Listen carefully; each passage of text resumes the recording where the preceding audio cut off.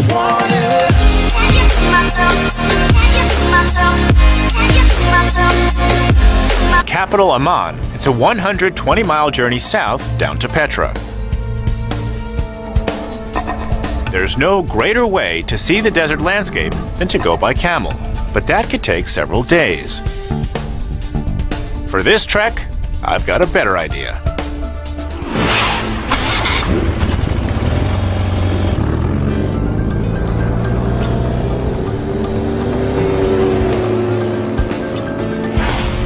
Built over 2,000 years ago, the ancient city of Petra lies hidden within 20 square miles of Jordan's Shara Mountains. Camel caravans brought precious trade goods from the Far East, Africa, and Europe into the mountain city. By modern estimates, scholars believe millions in gold and silver were exchanged at Petra, making the city's rulers incredibly wealthy and powerful. By the 2nd century BC, Petra was ruled by a monarchy known as the Nabateans. To gain a unique perspective on these ancient monarchs, I'm meeting a member of Jordan's Hashemite royal family. His Royal Highness Prince Murad Rad Al Hussein meets me at the city gates to guide me into Petra. So Josh, here, this is the beginning of the Siq. This is the gorge that will lead us into the center of Petra. Etched by centuries of wind and water erosion, the nearly mile-long Siq creates a natural fault in the Shara Mountains. The canyon walls reach up to over 25 stories in height. What does Petra mean? Petra means rock in Greek. Oh, yeah, okay. It means rock in Gotcha. Greek. And this is the famous canyon from Indiana Jones and the Last Crusade. Yeah, sure. This is where they rode in on horseback. You know, The majestic Siq was the canyon where Harrison Ford and Sean Connery made their dramatic entrance into Petra. every day be sustainable. In 1995, the prince's family and the Petra National Trust spearheaded an intensive project to restore it to its original condition. Over 1,000 years of sand and silt debris were removed, exposing the Siq's beautifully detailed stonework. The center. Josh, you got to take a look at this. This is really amazing. Do you notice anything on the rock face here? I see feet. Yeah, and there's a little bit more if you look carefully. Other feet. Okay, so here we have a man. Uh-huh. Well, these look like camel feet. Yeah, the legs unfortunately are missing. Yeah. Prince Murad tells me this eroded carving once fully illustrated a camel caravan. He believes the scene was etched here as a fitting tribute to the traders who made the Nabatean royals very rich. They're way too petty. Yes, and those, it's just representative of the trade, and the trade was so important to the Nabateans. Trade was their lifeline. So we're actually getting close to the city itself. Yeah, very close. It's just a little way down. We keep going? Yeah, let's go. The best is yet to come. As we near the end of the Siq, the prince explains the Nabateans created a majestic scene in the rock, designed to humble and impress all foreign traders who entered. Check this out, Josh. It's really the most beautiful thing in Petra. It's absolutely spectacular. Carved in the face of the Shara Mountains is Petra's most famous and impressive monument, Al-Khazna, better known as the Treasury. Towering over 13 stories in height, the facade is awe-inspiring. But what was it? And could ancient treasures still be found here today? Prince Murad and I will meet again later, but for now, I'm heading into the Treasury Plaza. Have a wonderful journey in Petra. Thank you. Take it from here. Take it easy. I'm meeting Dr. Khairia Amar from the Jordan Museum. Hello, I've been waiting for you. Thank you for waiting for me. I appreciate it. Khairia and I start by hiking up a mountain ledge overlooking the Treasury, Great view. where she points out a feature on the top of the carved facade. Explains the name. If you look at the top, at the urn at the top, Got it, yep. over right there, Okay. yeah, you can see there are poke marks all over. These are really bullet holes. There was a local belief that that urn contained a treasure in gold. And they called the building the Treasury. And they called the building Treasury. Okay. And given the prominence of this location, this would seem to be like perhaps the best place to keep a treasure. Exactly. Khairia explains that according to one legend, the urn hid the treasure of an Egyptian pharaoh. Maybe some Another says that pirates from the Red Sea moved their booty to Petra and hid it in the urn. Okay. So people would fire weapons at the urn, hoping to break it like a piñata. and then the treasure would fall out. Exactly, yes. And has any treasure ever fallen out? No, it's just solid rock. We sure? Yes. Has any treasure ever been found there? Well, this building is a treasure.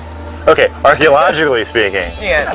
Shall we? In order to put the theories of hidden treasure to rest, Kharia and I head down to the treasury. We've been granted special access to go past the doorway and enter the main hall. The two chambers. Unlike the ornate facade, the interior of the Treasury building is Spartan.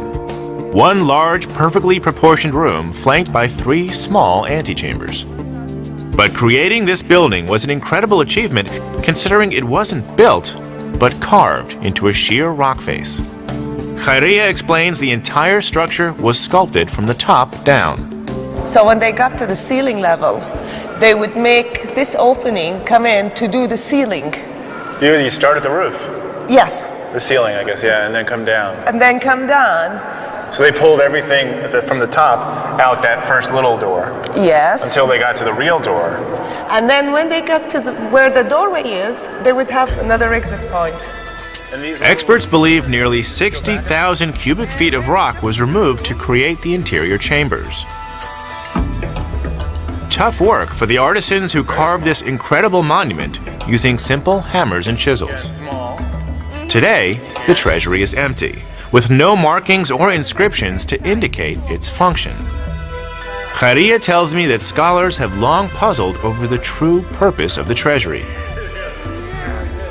And this mystery goes beyond this ornate structure. Very famous. Most of Petra's famed architecture resembles the treasury building. Beautifully decorated facades with simple, vacant interiors. Just what were these empty chambers used for? Petra is uninhabited today. But at its height, archaeologists believe up to 30,000 Nabateans lived in this protected canyon, with homes built inside a series of interlocking ravines. And up to 500,000 foreign travelers pitched tent outside Petra's mountain walls. Just how did the Nabateans lure the camel caravans to Petra to trade their goods here in the Arabian desert? I've returned to the Middle East to explore Jordan's most spectacular archaeological site, Petra. Having entered Petra's Sikh and seen the famous treasury, I'm astonished by the sheer size, natural beauty, and complexity of this immense Nabatean city. Archaeologists estimate that up to 30,000 Nabatean citizens lived within the protective canyons of the Shara Mountains, while as many as 500,000 desert traders took shelter outside Petra's walls. Just how could a population that large be sustained here in the Arabian desert? The landscape here at Petra is classified as arid desert. Rainfall here averages about 6 inches per year. If this region held as many as 500,000 people, providing enough drinking water would have been a major priority. Local Petra archaeologist Dr. Saad Twaisi takes me along a mountain ridge to show me how the Nabateans were able to collect rainwater by carving a series of connecting channels into Petra's sandstone walls. Water would come down here. These channels would act like stone gutters, draining the water along the face of the mountain, through canyons, feeding into ground-level reservoirs called cisterns. Empty and So they would carve, this is where the rock was. yeah, it was solid. They carved it like this in order to allow water to go there. To create these channels. Yep. And they would carve channels like this throughout the canyons here. All over the area. Saad explains the channels were coated with a thin layer of stucco to keep the water clean and the channels protected from erosion. Sadly, most of these carved gutters have since crumbled from neglect. This is one of the Nabatean cisterns. Saad and I decide to get a closer look at one of the few cisterns still fed by rainwater today. Hello! Unfortunately, the eroding sandstone walls have fouled the water, making it undrinkable.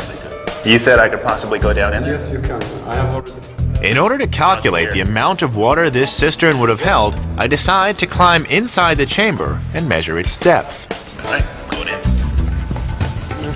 They're all Saad's brought along some climbing gear so I can descend into the cistern. Since I don't have a tree or a pole to tie onto, I need to create an anchor point in the ground. First, we arrange the stakes in a pentagon shape to distribute stress on the anchor equally. After measuring the rope's length to the cistern, we hammer the stakes into the ground. Who needs trees? And I test the strength of my ground support. With harness and anchor in place, I'm now ready to head down into the cistern. Looks like some murky water. Here we go. be careful. Good luck. Thank you. As I descend into the mountain reservoir, I can instantly feel how precious rainwater would have been protected from the heat of the sun. The air is both cooler and more humid. I can feel the humidity already. Yeah, it's because this cistern is designed to prevent evaporation. Saad hands me a measuring stick to check the depth of the cistern. Today, most Nabatean-built cisterns are shallow or empty because the water channels feeding the reservoirs have either fractured or eroded. The precious rainwater simply soaks into the sand. That's pretty deep. After checking the depth, our best guess is that the interior of this cistern may be about 15 feet high and about 12 feet wide. So normally we would expect it would have been up to here, right? So I can see the water line going around there. Yeah. Over 2,000 years ago, this chamber would have been brimming with water after a heavy rainfall. And is this a typical size cistern? Is this big or small? This is medium size. Medium size, yeah? The total capacity of this cistern is about 50,000 liters. 50,000 liters, okay. That's nearly 13,000 gallons. Saad tells me that archaeologists have discovered nearly 200 cisterns in and around Petra. Estimates put their total capacity at around 11 million gallons of water, enough to sustain 100,000 people annually. Do you think that these holes up here were designed for like a bucket system? Yeah, actually they used to pull the water out through using ropes and water skin. Saad explains that in ancient times, Petra's residents and traders would use ropes tied to sheepskin sacks to draw rainwater up from the cisterns. Large cisterns would have a wood pulley system fixed to the interior to more efficiently haul water up from the chamber. This ingenious system could satisfy the water needs of Nabatean citizens, but not the 500,000 traders and their camel caravans that settled outside Petra's gates. To fulfill those needs, the Nabateans relied on more than hydraulic innovation. Nature was on their side. Together, Saad and I travel about 2 miles from Petra to the neighboring village of Wadi Musa. The village's name literally means Valley of Moses. According to the Old Testament, Moses cracked his staff against a rock, and water came out, creating 12 springs. Local legend holds that Moses created one of those springs right here in Wadi Musa. Saad and I descend into a stone shelter along the roadside, an arched chamber built by the Nabateans during the time of Christ. So these are Nabatean arches. Yeah, Nabatean arches. And the columns are also Nabatean? Columns are Nabatean. As we work our way deeper into the subterranean chamber, I start to hear the sound of running water. Can I borrow that light for a sec? Yeah, of course. So let's see, we gotta figure out where the water's coming from. I guess we can just follow the channel. And it's coming out here. Look at that. For millennia, this natural spring has flowed into the valley of Wadi Musa. So this water is literally coming out of the mountain here. Yeah, from the rock. Yeah, from the rock. And according to local legend, it was this rock that Moses hit. Yeah, actually the local people believe that this is one of the 12 Moses springs here in the region. Saad tells me the Nabateans actually discovered and protected dozens of these springs and hundreds of cisterns throughout the Shara Mountains and surrounding valleys. These rich sources of water made Petra an oasis in the Arabian desert. It's okay to try it, huh? Yeah. Good? Cool. Yeah, it's a fresh water. Okay. But this precious water wasn't a public resource. it was private property. Saad explains that the Nabateans charged a heavy fee for outsiders to access their water. We leave the ancient chamber and follow the water, where it's channeled out of the mountain, under a modern city street, and into locally irrigated gardens. What crops are they growing here? Figs, Yeah, limes, got it. Olives, recognize olives, and pomegranates here. So these are traditional Nabatean crops. the same crops was grown by the Nabatean. Coupled with the surrounding villages, Petra was one of the most watered lands in all of Arabia. This desert oasis was able to draw traders across hundreds of miles of desert to the city gates. As a result, the Nabateans exerted incredible influence on this region. I'm exploring the most celebrated archaeological site in all of Jordan, the lost city of Petra. I've seen how its wealthy builders, the Nabateans, were able to draw traders and their camel caravans to this desert city with water. By controlling this precious commodity, they were able to levy heavy fees on foreigners. But water wasn't the only source of wealth for the Nabateans. Over 2,000 years ago, Arabian camel caravans transported some of the finest goods on earth. Traders were making sales that today would be valued in the millions, and the Nabatean kings demanded a piece of the action. I'm leaving Petra and heading 50 miles south to rejoin Prince Mired Rad Al Hussein in Jordan's southern desert, Wadi Rum. The prince wants to show me the paths the ancient camel caravans took before entering Petra. How are you doing? I'm doing great. Welcome to But to get there, we'll need to go off-road. Very cool.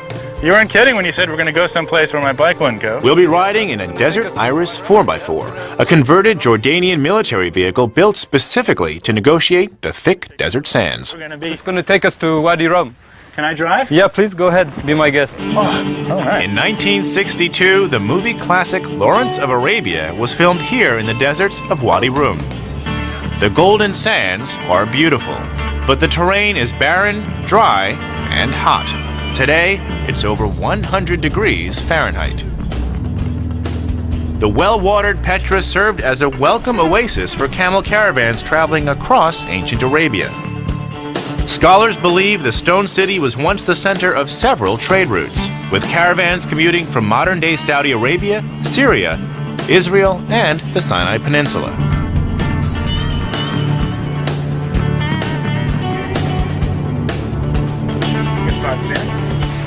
Looks like they're coming right at us. This is how it was in ancient times. This scene, right, hasn't changed much in thousands of years. Yeah, sure. This was the trading route to Petra. So I understand this is a modern caravan of camels. But Yeah. if we were here back in the day when the Nabateans and other traders were coming through, what would be in those bags? It was mostly frankincense and myrrh, incense. Incense. Incense was really the big thing in those days. Also maybe spices. Incense was a key ritual ingredient in ancient times, used in most religious ceremonies. Westerners, like the Greeks and Romans, sought these spices brought in from Asia and the Sinai Peninsula. At Petra, the spice trade was brisk, and the Nabateans capitalized on it. Along with the fees imposed on the traders for water, the Nabatean kings taxed every sale. Like this type of caravan is maybe 20 camels long, right? Is there any way to calculate how much money these traders were getting from these kinds of Yeah, caravans? well, the traders would make a profit of about $3,000 to $4,000 at today's prices per camel. Per camel, Yeah, at today's prices, yeah. today's prices, which Yeah. would mean $60,000 for this caravan. Yeah, most likely. Traders made a lot of money, but of course they had to pay taxes and fees to the Nabateans. You know. With the wealth they acquired from taxing the spice trade, the Nabatean kings commissioned the construction of Petra. I rejoined Dr. Khairia Amar along the Street of Facades, a series of mountain chambers that dot the walls of Petra leading to the city center. Khairia explains the Nabatean kings could afford to hire the world's best architects and artisans to create Petra, some brought in from as far as Europe and North Africa. So the architecture here is a mixture of different cultures in the region. I think this is part of the genius of the Nabatean culture in that it got elements from Mesopotamia, from Egypt, from Greece. It's this interaction with the other culture which was a hallmark of their culture and brought it out in a style that's Nabatean, uniquely Nabatean. So as the caravans are coming through, architectural ideas are being exchanged, and perhaps these craftsmen are also contributing to the way things look? Definitely. The Nabatean kings merged architectural influences and created Petra to be the capital of their kingdom. A kingdom that stretched from the Mediterranean Sea in the west to central Saudi Arabia in the east, covering an area of over 200,000 square miles. Archaeologists believe the exposed architecture at Petra, including the treasury, was constructed primarily between 100 BC and 100 AD. Amazingly, in a period of fewer than 200 years, the Nabatean builders created hundreds of sandstone structures and moved several million tons of rock and debris. To get a sense of the number of artisans and the labor involved carving Petra's sandstone, I've enlisted the help of a local sculptor, Mohammed Nawefla. Good? Can go all the way around? Yes.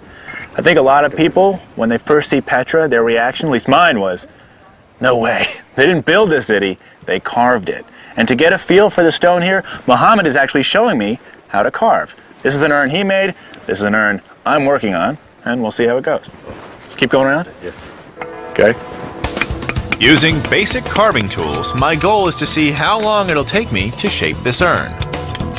But I soon discover that carving this rock isn't as easy as it looks. Yeah, I'll watch you do it, because get a feel for it.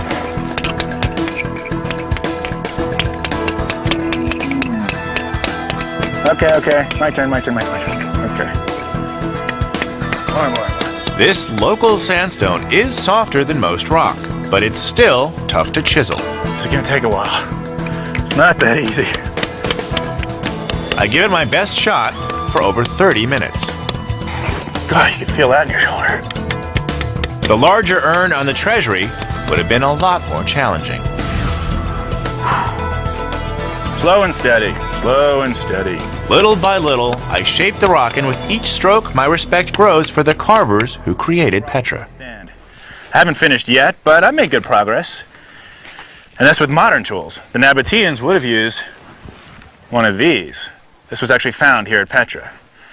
But hitting the rock is pretty much the same. And this is for a small version of the urn, not the giant one that sits on top of some of these buildings. So my insight into Nabatean artistry, man, this is hard work. To create a city of this size, they would have needed hundreds, if not thousands of people doing what's very precise and hard labor. The Nabatean kings were so wealthy, they were able to hire hundreds of artisans to create their majestic masterpiece of stone, the Wall Street of ancient Arabia. Even today, evidence of Petra's ancient riches can still be found just beneath the desert sands. How do we know that the Nabateans were wealthy? Well, first, there's the spectacular city of Petra itself. And we have these Nabatean coins which turn up in the sand after every rainstorm. Even after 2,000 years, their streets are lined with their money. I'm exploring Petra, the red rose city built by the Nabatean kings over 2,000 years ago. Driving through Jordan's southern deserts, I've seen the ancient spice trade routes that camel caravans took to reach Petra. Trade that made the Nabatean rulers rich and powerful.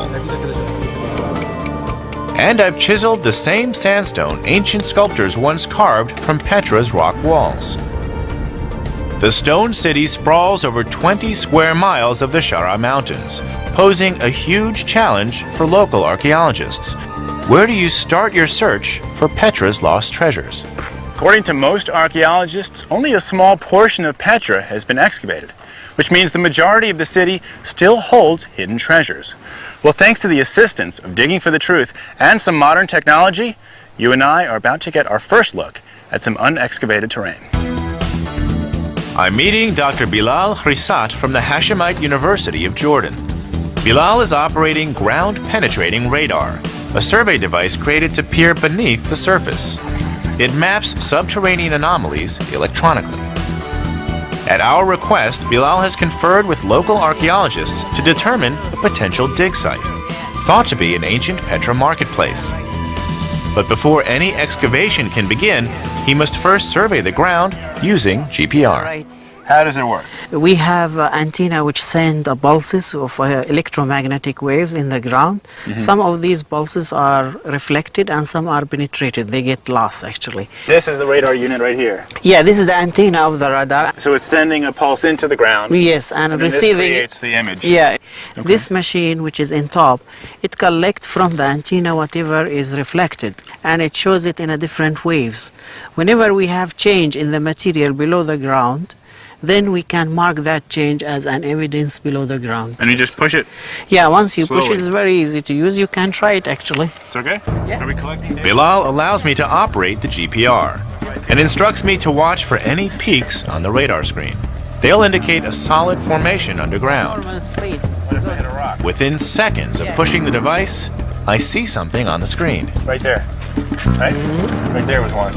Bilal tells me the strength of the peak indicates something substantial underground. We mark the location both electronically and physically with a red flag. What do you think that could be? A tomb? No, Treasure? it could be a small wall. Small wall's nice. Yeah. Josh's wall. We're calling that Josh's wall. Not small wall, just Josh's Josh wall. wall. Okay, let's find the other side of the wall. We continue moving forward and again find another formation underground, not even 2 feet below the surface. Right there. Yeah. Great. It's red. Big peak. Oh, nice Big discovery. peak. It's like not even half a meter down. Sure. Can we dig? No, you Come can. on. it's like this far below the surface, and it's a strong red line. And you know what? Don't you want to dig? No, I don't right now. Please. Bilal reminds me that the GPR serves as a mapping device and was created to be a non-invasive tool. However, the readings we're collecting today will be made available to archaeologists conducting future excavations at the site. Josh's tomb. In 2003, this same high-tech tool was used to survey the plaza in front of the treasury. What the GPR found can only be described as the greatest archaeological discovery ever made at Petra. I've returned to the treasury to meet Dr. Suleiman Farajat, Chief Archaeologist of Petra National Park.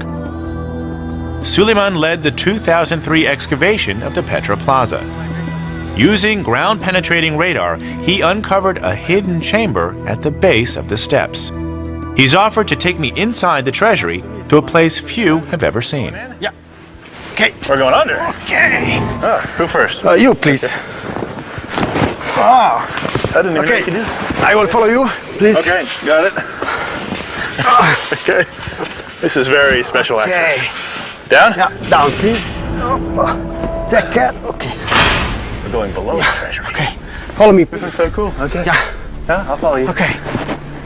Using GPR, Suleiman discovered evidence of a subterranean staircase. The courtyard of the treasury. After excavating, he discovered a door at the base of the steps.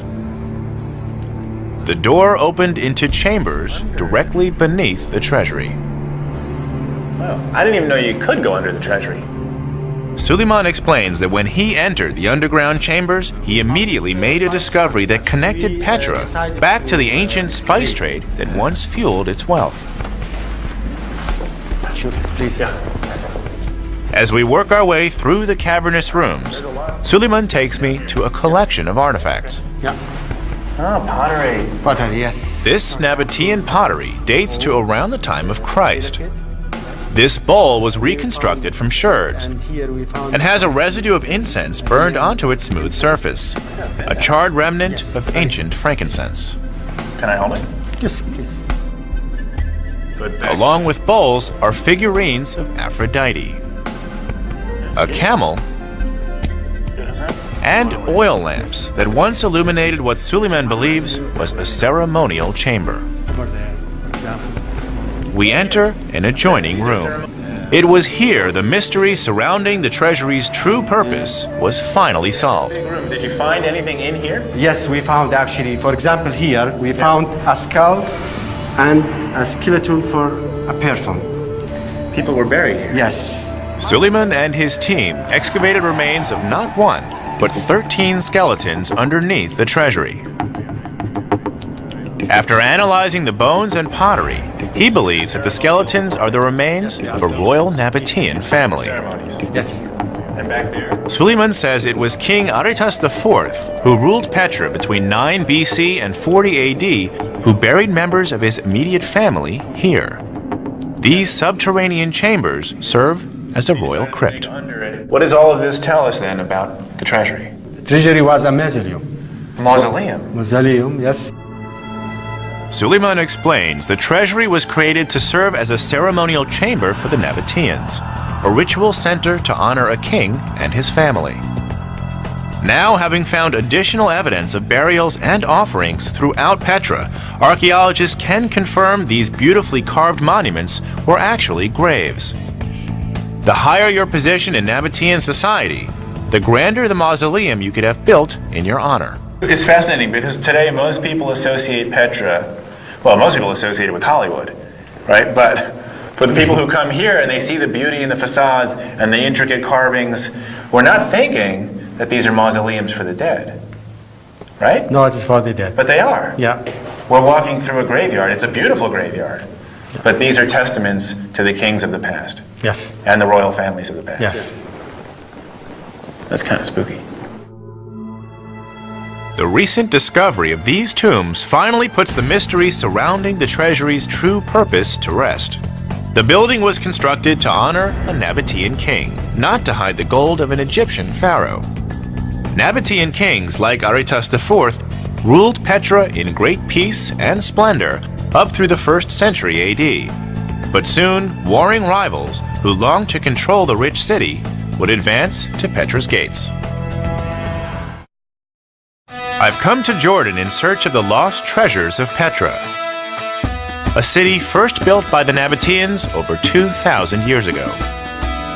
I've carved the local sandstone to understand how the city of Petra was created, climbed inside cisterns to determine how the Nabateans thrived in the Arabian desert, and even ventured beneath the treasury building to see how they buried their royal dead. What I've learned is that these desert traders were among the most affluent people ever to emerge in the Middle East. The Nabateans thrived in the Shira Mountains for several centuries. Growing wealthy from the spice trade they controlled here at Petra. Their kings and queens used their immense riches to have the best of everything, in life and in death. The Nabatean kings ruled Petra for nearly 3 centuries. They were able to maintain their seat of wealth and power up through the 1st century AD by bribing and allying with the rival Assyrians, Egyptians, and later, the Romans. Ultimately, their alliance with the Roman Empire would cost them control over the city. To find out why, I'm meeting Chris Tuttle, Assistant Director for the American Center of Oriental Research. Chris explains that the emperors of Rome had long coveted the Red Rose City. The Romans conquered the Nabatean kingdom during the 1st century, and the Emperor Trajan made Petra Rome's Arabian capital in 106 AD. One structure that best illustrates the Roman dominance at Petra is the Great Temple, once the largest freestanding building on site. Chris takes me to a section of the temple to see a collection of Roman and Nabatean artifacts. The capitals we were just looking at.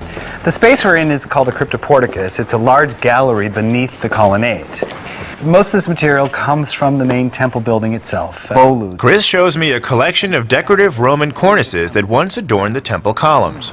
You know what that is? It's a pine cone? Pine cone. He tells me these sculpted symbols reflected vegetation from both Rome and Petra.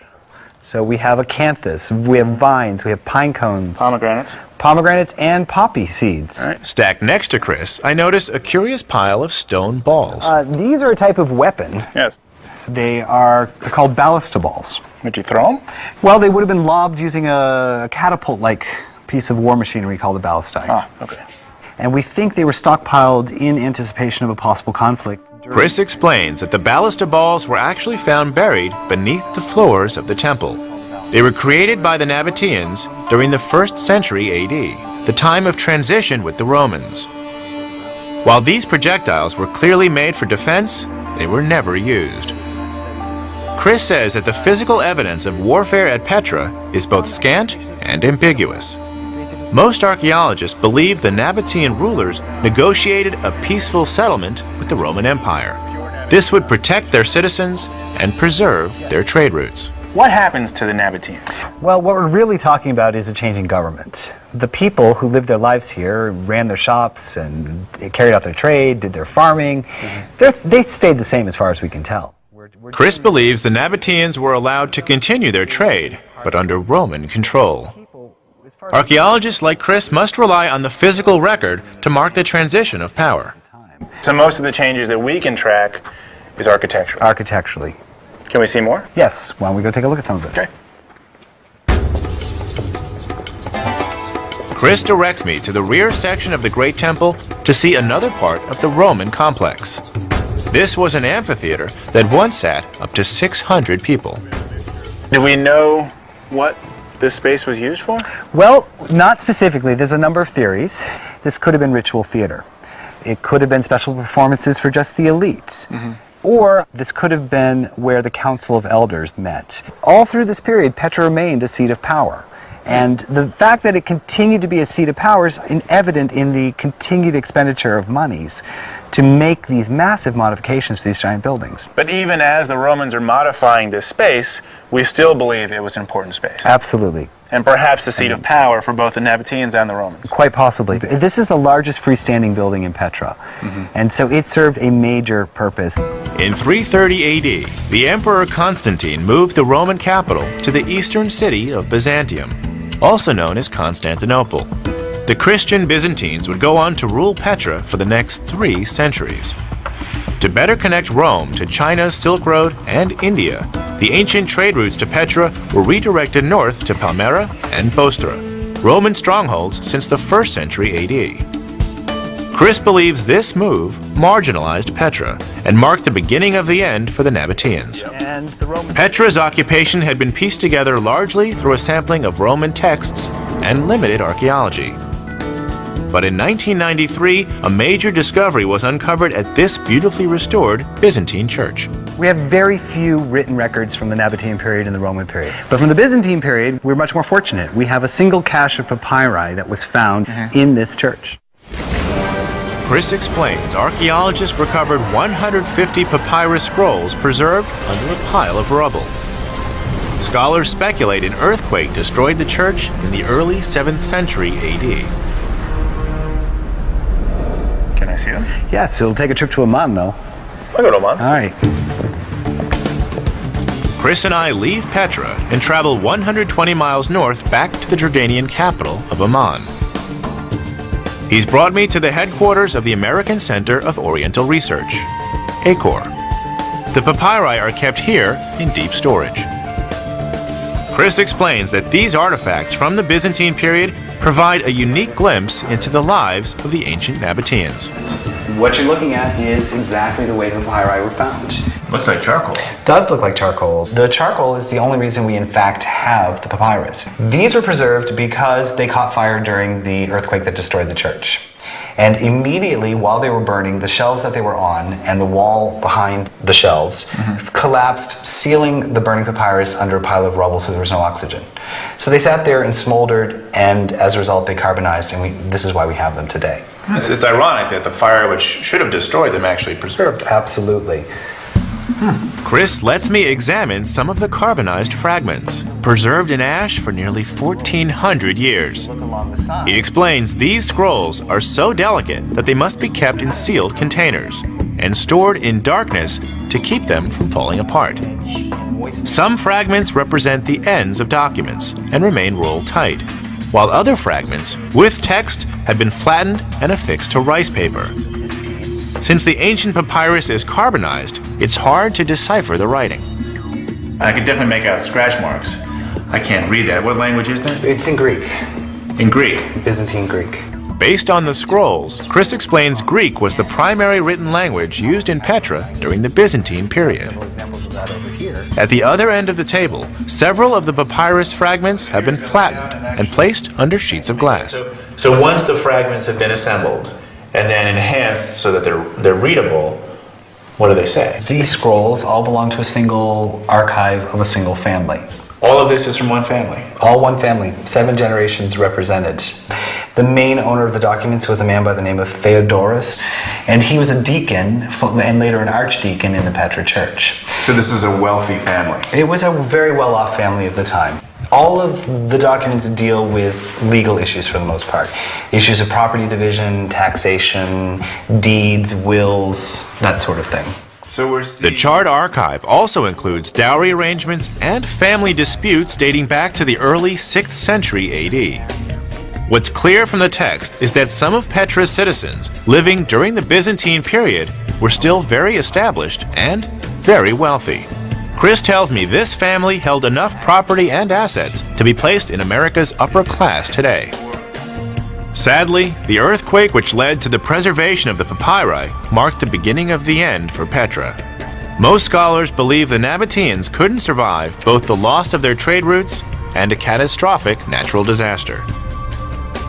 Petra was largely abandoned by the end of the 7th century. Scholars believe the ancient Nabateans simply took their fortunes and left. So from an archaeological point of view, this is the treasure? For us, right? Yes, this is the treasure. Because this is giving us insights into a world that we wouldn't have known about without it. Absolutely. Could there be other treasures like this still at Petra? Given that less than 2% of the city's been excavated, statistically speaking, the likelihood is there.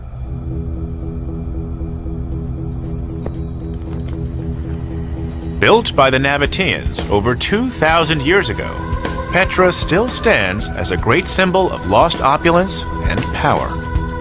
Today, great stone facades and elaborate tombs commemorate the kings and queens who once ruled this region. These Arabian traders harnessed their natural resources and created an oasis for camel caravans looking to make their fortunes in the desert. With the help of modern science, we may one day rediscover hidden riches here at Petra. But for now, this beautiful stone city continues to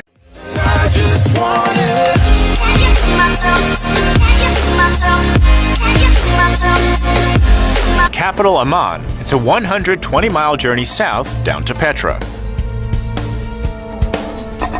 There's no greater way to see the desert landscape than to go by camel, but that could take several days. For this trek, I've got a better idea.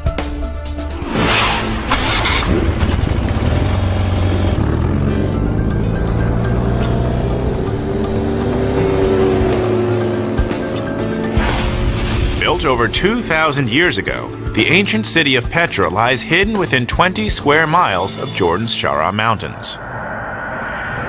Camel caravans brought precious trade goods from the Far East, Africa, and Europe into the mountain city.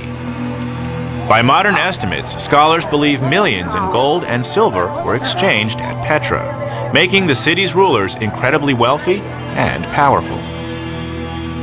By the 2nd century BC, Petra was ruled by a monarchy known as the Nabateans. According to one legend, the urn hid the treasure of an Egyptian pharaoh. Another says that pirates from the Red Sea moved their booty to Petra and hid it in the urn. Okay? So people would fire weapons at the urn, hoping to break it like a piñata, and then the treasure would fall out. Exactly, yes. And has any treasure ever fallen out? No, it's just solid rock. We sure? Yes. Has any treasure ever been found there? Well, this building is a treasure. Okay, archaeologically speaking. Yeah. Shall we? In order to put the theories of hidden treasure to rest, Kharia and I head down to the treasury. We've been granted special access to go past the doorway and enter the main hall. The 2 chambers. Unlike the ornate facade, the interior of the treasury building is Spartan. One large, perfectly proportioned room flanked by 3 small antechambers. But creating this building was an incredible achievement considering it wasn't built, but carved into a sheer rock face. Khairia explains the entire structure was sculpted from the top down. So when they got to the ceiling level, You got to take a look at this. This is really amazing. Do you notice anything on the rock face here? I see feet. Yeah, and there's a little bit more if you look carefully. Other feet. Okay, so here we have a man. Uh-huh. Well, these look like camel feet. Yeah, the legs unfortunately are missing. Yeah. Prince Murad tells me this eroded carving once fully illustrated a camel caravan. He believes the scene was etched here as a fitting tribute to the traders who made the Nabatean royals very rich. They're way too petty. Yes, and those, it's just representative of the trade, and the trade was so important to the Nabateans. Trade was their lifeline. So we're actually getting close to the city itself. Yeah, very close. It's just a little way down. We keep going? Yeah, let's go. The best is yet to come. As we near the end of the Sikh, the prince explains the Nabateans created a majestic scene in the rock, designed to humble and impress all foreign traders who entered. Check this out, Josh. It's really the most beautiful thing in Petra. It's absolutely spectacular. Carved in the face of the Shara Mountains is Petra's most famous and impressive. To gain a unique perspective on these ancient monarchs, I'm meeting a member of Jordan's Hashemite royal family. His Royal Highness Prince Murad Rad Al Hussein meets me at the city gates to guide me into Petra. So Josh, here, this is the beginning of the Sikh. This is the gorge that will lead us into the center of Petra. Etched by centuries of wind and water erosion, the nearly mile-long Sikh creates a natural fault in the Shara Mountains. The canyon walls reach up to over 25 stories in height. What does Petra mean? Petra means rock in Greek. Oh, yeah, okay. It means rock in Gotcha. Greek. And this is the famous canyon from Indiana Jones and the Last Crusade. Yeah, sure. This is where they rode in on horseback. You know, the majestic Sikh was the canyon where Harrison Ford and Sean Connery made their dramatic entrance into Petra. every day be sustainable. In 1995, the prince's family and the Petra National Trust spearheaded an intensive project to restore it to its original condition. Over 1,000 years of sand and silt debris were removed, exposing the Sikh's beautifully detailed stonework. The center, Massive monument, Al Khazna, better known as the Treasury. Towering over 13 stories in height, the facade is awe-inspiring. But what was it? And could ancient treasures still be found here today? Prince Murad and I will meet again later. But for now, I'm heading into the Treasury Plaza. Have a wonderful journey in Petra. Thank you. I'll take it from here. Take it easy. I'm meeting Dr. Khairia Amar from the Jordan Museum. hello, I've been waiting for you. Thank you for waiting for me. I appreciate it. Khairia and I start by hiking up a mountain ledge overlooking the Treasury, Great view. where she points out a feature on the top of the carved facade. Explains the name. If you look at the top, at the urn at the top, Got it, yep. over right there, Okay. yeah, you can see there are poke marks all over. These are really bullet holes. There was a local belief that urn contained a treasure in gold. And they called the building the Treasury. And they called the building the Treasury. Ah, okay. And given the prominence of this location, this would seem to be like perhaps the best place to keep a treasure. Exactly. Khairia explains that according